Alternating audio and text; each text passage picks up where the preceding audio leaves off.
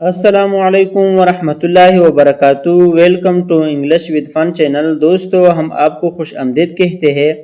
Video شروع کرنے سے پہلے دو باتیں دھیان سے سن لیں۔ پہلی بات یہ ہے کہ اگر آپ پشتو بھی سیکھنا چاہتے ہیں تو آپ کمنٹ میں اپنے رائے کا اظہار کر لیں۔ ہم آپ کو پشتو بھی سکھائیں گے اور انشاءاللہ بہت آسان انداز میں آپ کو سکھائیں گے۔ دوسری بات یہ ہے کہ اگر آپ واقعی انگلش سیکھنا چاہتے ہیں تو ہمارے اس چینل کو سبسکرائب کر لے اور ویڈیو کو لائک کر لے تاکہ ہمارے ہر آنے والی ویڈیو آپ تک آسانی سے پہنچ جائے۔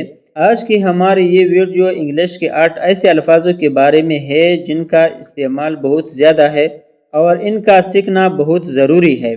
اور یہ 8 الفاظ جو ہے یہ سب سوالیہ الفاظ ہیں۔ ان میں سے پہلا لفظ جو ہے وہ ہے واٹ۔ واٹ کا معنی ہوتا ہے کیا یا کون سی چیز۔ کسی چیز یا معلومات کے بارے میں پوچھنے کے لیے انگلش میں واٹ کا لفظ استعمال کیا جاتا ہے۔ جیسے واٹ از یور نیم، تمہارا نام کیا ہے۔ یہاں پر جو کیا ہے کا ترجمہ ہم کرتے ہیں وہ ہم واٹ لفظ کا کرتے ہیں۔ واٹ کا معنی ہے کیا۔ دوسرا لفظ جو ہے وہ ہے ویئر، جس کا معنی ہے کہاں، جگہ یا لوکیشن کے بارے میں پوچھنے کے لیے۔ جیسے ویئر ڈو یو لیو، تم کہاں رہتے ہو۔ Number 3 when. وین کا معنی ہوتا ہے کب۔ وقت یا تاریخ پوچھنے کے لیے انگلش میں وین کا لفظ بولا جاتا ہے۔ جیسے وین ول یو کم، تم کب آؤ گے۔ وین ول یو کم، تم کب آؤ گے۔ نمبر 4 ہو۔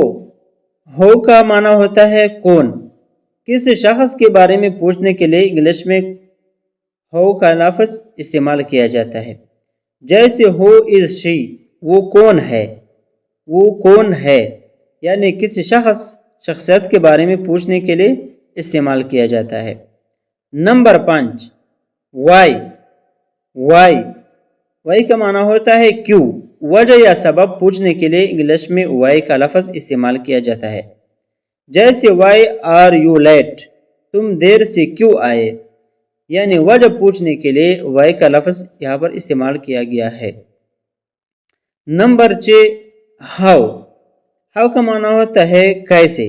طریقہ یا حالت پوچھنے کے لیے انگلش میں ہاؤ کا لفظ استعمال کیا جاتا ہے۔ جیسے ہاؤ آر یو، تم کیسے ہو۔ نمبر 7 وچ۔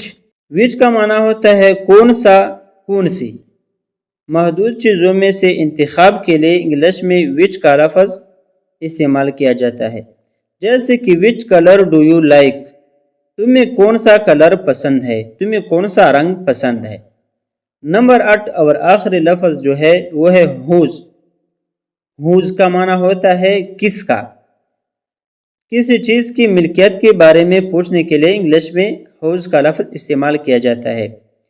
جیسے ہوز بک از دس، یہ کتاب کس کی ہے، یہ کتاب کس کی ہے۔ تو یہ ہے 8 سوالیہ الفاظ جن کا استعمال بہت زیادہ ہے اور ان کا سمجھنا بہت ضروری ہے ان لوگوں کے لیے جو انگلش سیکھنا چاہتے ہیں اور انگلش بولنا چاہتے ہیں۔ امید ہے کہ آپ کو ویڈیو پسند آئی ہوگی۔ آج کے لیے اتنا کافی ہے، دوسرے ویڈیو میں انشاءاللہ ملاقات ہوگی۔ اللہ حافظ۔